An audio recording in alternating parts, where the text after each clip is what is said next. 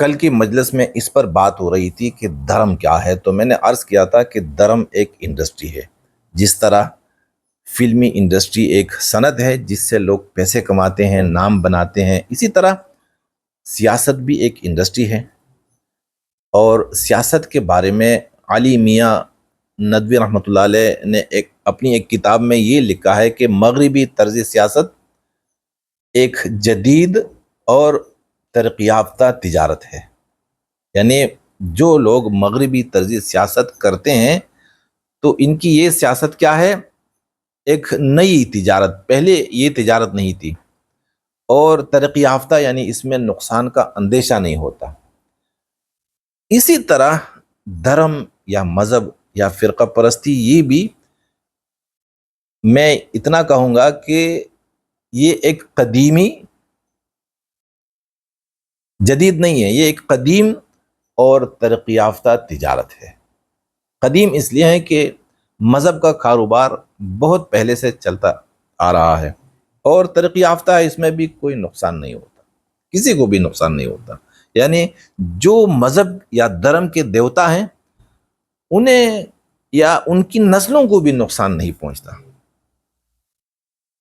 تو اب کیسے لوگ مانیں گے کہ واقعی جو مذہب ہے یا دھرم ہے یہ بھی ایک قدیم اور ترقی یافتہ تجارت ہے؟ تو میں آپ کو ایک بندے کی مثال دے دیتا ہوں کہ وہ بندے کون ہیں۔ ان کا نام ہے مولانا محمد الیاس قادری عطاری دامت برکاتہ۔ ان کو میں شروع سے جانتا ہوں، اور کراچی میں یہ جہاں رہا کرتے تھے تو وہیں پر میں بھی رہا ہوں۔ کھارا در میٹھا در ایک علاقے کا نام ہے، تو اسی علاقے میں یہ پیدا ہوئے تھے، اور یہ اصل میں میمن ہے۔ میمن اسی طرح کے لوگ ہیں جس طرح انسانوں میں یہودی وہ پیسہ کمانے کے ماہر ہیں، تو اسی طرح مسلمانوں میں میمن لوگ بھی پیسہ کمانے کے ماہر ہیں کہ بھائی کیسے پیسہ کمایا جاتا ہے۔ اور پیسہ کمانے کے لیے میمن کسی کام سے بھی منہ نہیں موڑتے۔ انہوں نے اپنا نام کیوں مولانا محمد الیاس رکھا؟ ان کا اپنا نام یعنی پیدائشی نام محمد الیاس نہیں تھا۔ کیا نام تھا؟ لیکن یہ محمد الیاس ان کا نام نہیں تھا۔ انہوں نے 1980 یا 81 میں چلہ لگایا تبلیغی جماعت میں، اور تبلیغی جماعت کی ترتیب سیکھی، پھر یہ تبلیغی جماعت کے کام سے متاثر ہوئے۔ پھر یہ ذہین تو تھے لیکن ہے پڑھے لکھے نہیں ہیں، ان پڑھ ہیں، 7-8 جماعتیں میرے خیال میں انہوں نے پڑھی ہوں گی۔ یہ سمجھ گئے کہ بھائی اگر میں مزید اسی جماعت میں جاؤں گا تو مجھے کیا فائدہ ہوگا، بجائے اس کے کہ میں تبلیغی جماعت کے اکابرین کے پیچھے چلتا رہوں، بھائی اپنی ایک دکان کھول دے۔ تو انہوں نے دعوت اسلامی کے نام سے ایک تحریک کی بنیاد رکھی 1981 میں۔ اچھا، ان کا نام مولانا یعنی اپنے نام کے ساتھ یہ مولانا کیوں لگاتے ہیں؟ حالانکہ بریلوی ہیں، اور بریلیوں میں، جامع ازہر والوں میں اور دیوبندیوں میں یہ 3 فرقے ہیں علم کے میدان میں نا، تو جامع ازہر والے مولانا نہیں لکھتے اپنے نام کے ساتھ۔ یہ بریلوی علماء اپنے نام کے ساتھ مولانا نہیں لکھتے، کیونکہ مولانا کون لکھتے ہیں؟ دیوبند کے علماء۔ اور بریلوی علماء اپنے نام کے ساتھ کیا لکھتے ہیں؟ علامہ لکھتے ہیں، علامہ لگاتے ہیں، جیسے علامہ شاہ احمد نورانی، علامہ کوکب نورانی، اسی طرح کے علماء ہیں ان کے۔ انہوں نے اپنے نام کے ساتھ مولانا لگا دیا۔ تو جیسے یہ متاثر ہوئے تو انہیں تو پتا چلا چلے میں کہ بھئی تبلیغی جماعت کی بنیاد کس نے رکھی تھی، اور کس طرح یہ تبلیغی جماعت دنیا میں پھیل رہی ہے۔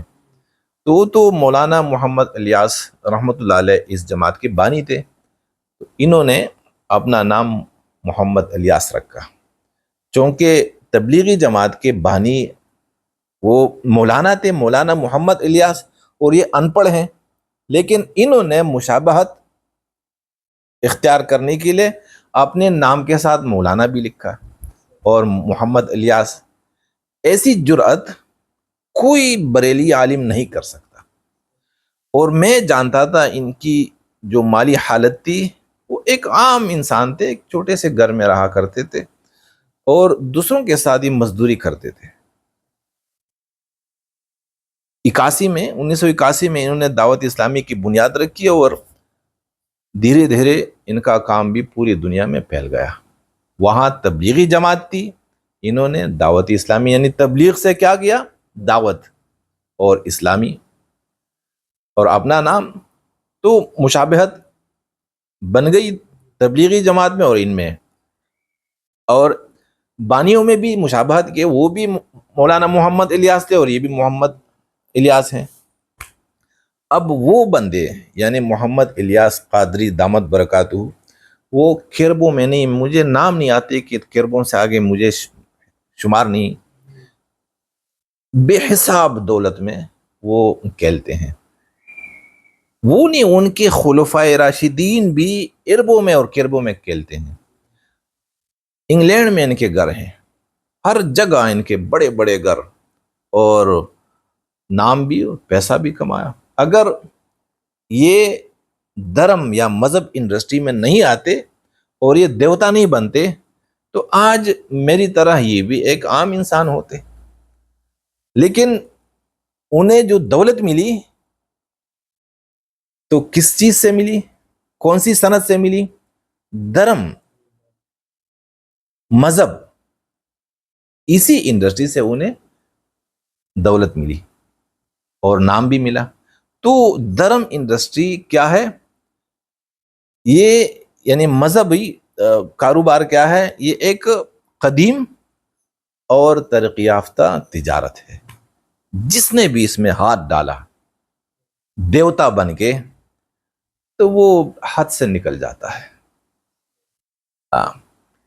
مثال کے طور پر بہت سارے ایسے لوگ ہیں، جیسے علامہ پروفیسر طاہر قادری ہیں. یہ ایک وکیل تھے اور وکالت میں یہ فیل ہو گئے تھے، ناکام ہو گئے تھے، ان سے کوئی کیس نہیں لڑواتے تھے. تو انہوں نے بھی دھرم انڈسٹری میں قدم رکھا اور اب کیا ہے، نسلیں عیاشیاں کر رہی ہوں گی، ابھی قیامت تک کی نسلیں ان کی غریب نہیں ہو سکتی. تو دھرم کیا ہے، انڈسٹری ہے. اور اس کے بارے میں یعنی یہ میں نہیں کہہ رہا، علامہ اقبال رحمۃ اللہ علیہ نے ایسے لوگوں کے بارے میں کیا کہا. تو علامہ صاحب نے فرمایا، واعظوں میں یہ تکبر کہ الہی توبہ، واعظوں میں یہ تکبر کہ الہی توبہ، اپنی ہر بات کو آواز خدا کہتے ہیں. ان کے ہر کام میں دنیا طلبی کا سودا، ان کے ہر کام میں دنیا طلبی کا سودا، ہاں مگر واز میں دنیا کو برا کہتے ہیں. اور جن کی دینداری میں ہے آرزوئی زر پنہا، جن کی دینداری میں ہے آرزوئی زر پنہا، آ کے دھوکے میں انہیں راہنما کہتے ہیں. اور بغض للہ کے پردے میں عداوت ذاتی، بغض للہ کے پردے میں عداوت ذاتی، دین کی آڑ میں کیا کرتے ہیں، کیا کہتے ہیں.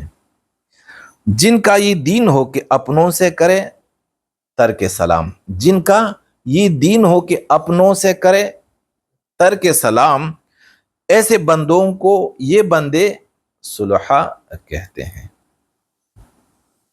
انشاءاللہ اس نظم پر میں ایک ویڈیو بناؤں گا، لیکن جو بات میں دھرم والوں کے لیے کہتا ہوں، میں صرف میں نہیں کہتا، جتنے بھی اللہ کے ولی ہیں ان سب نے ان کو پہچانا ہے. اور میں جو مذہب کہتا ہوں تو اس کا مقصد یہ نہیں کہ میں جیسے حنفی مذہب ہے اس طرح شوافع احناف جسے کہا جاتا ہے، شوافع حنبل، امام احمد بن حنبل کا جو مذہب ہے، یا امام مالک، یہ نہیں، وہ تو اللہ کے ولی تھے، ان کا احترام میں کرتا ہوں اور ان کی عقیدت میرے دل میں ہے. لیکن میں مذہب یا دھرم کس چیز کو کہتا ہوں، تو یہ دھرم صرف ہمارے مسلمانوں میں نہیں، ہر مذہب والے اور ہر مذہب کے دیوتا وہ کروڑوں اربوں اور کھیلوں میں اور کھربوں میں کھیلتے ہیں، اور ذلت کسے اٹھانی پڑتی ہے؟ عوام